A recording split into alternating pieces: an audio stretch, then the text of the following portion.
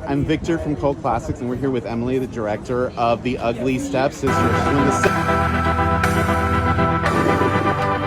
one of the centerpiece films here at the Overlook Film Festival in New Orleans.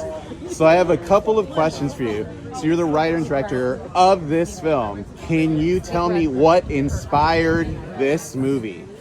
So first and foremost, it's the Brothers Grimm's version of Cinderella that inspired the movie, and this gruesome scene where one of the stepsisters cuts off the toe to try to fit the shoe. And personally, this really, I could really relate because I have shoe size 11. Oh.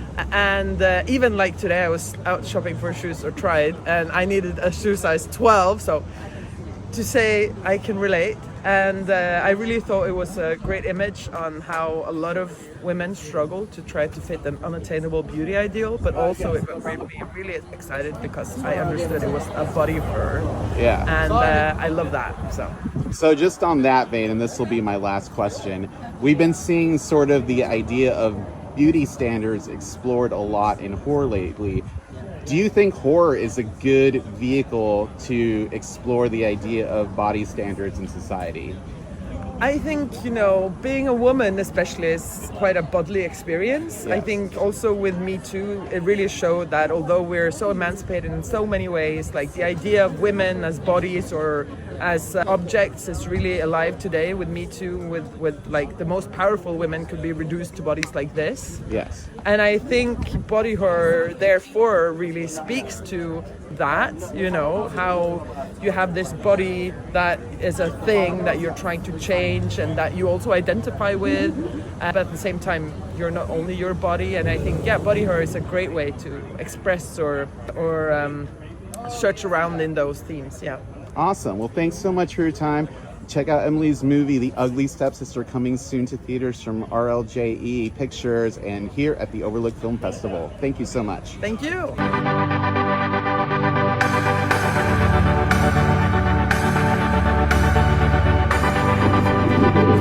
Yeah, I really enjoyed this movie a lot, and I liked how all the characters seemed like they were just victims of their own circumstances.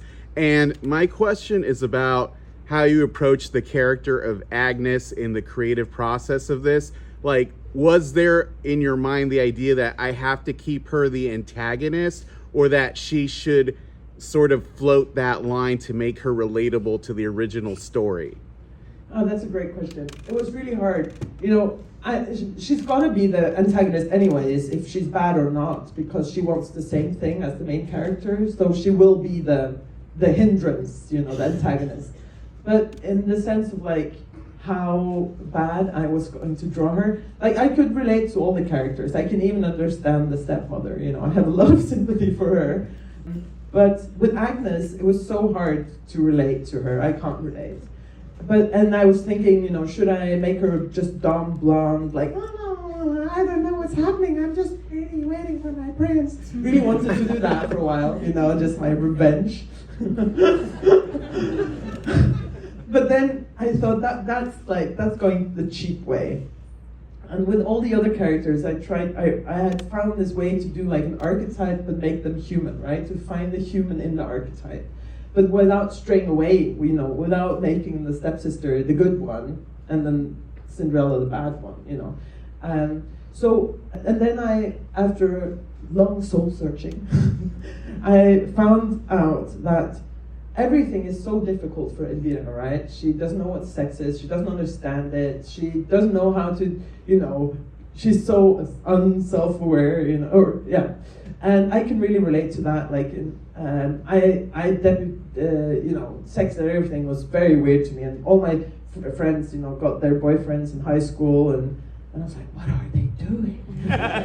What's that? At parties, people would like disappear, and I was like, how are they doing that? And what's happening inside those rooms? Like, it was so foreign to me, Everything was so hard. And then I had these friends that was like, they was just like sweeping through the rooms, just like putting on some clothes, feeling great, beautiful, picking up boyfriends, whatever. Everything was so easy to them. And I thought there's a truth in that, some people just got it more easy, and those people exist, and the other people who have a hard time also exist, you know. And I think, you know, what also really surprised me with Cinderella, it just came to me that she was having this sexual relationship actually, and that shocked me. But I thought it makes so much sense because she has self-acceptance. That also means she has no shame. She's natural, right? She has natural beauty. She loves herself for what she is. She can have any sex she wants, you know? It's natural. She has no need to be ashamed. And I think also that makes her into a real Cinderella character, someone we actually also should look up to, because she carries herself, you know, through the world with self-love. And yeah, I guess that comes from her upbringing somehow in this story. So that was, yeah, but I love that for her, you know, that she's not a virgin. I love that. I think that's so great, and also a way to twist, you know, that character, make her modern, yeah.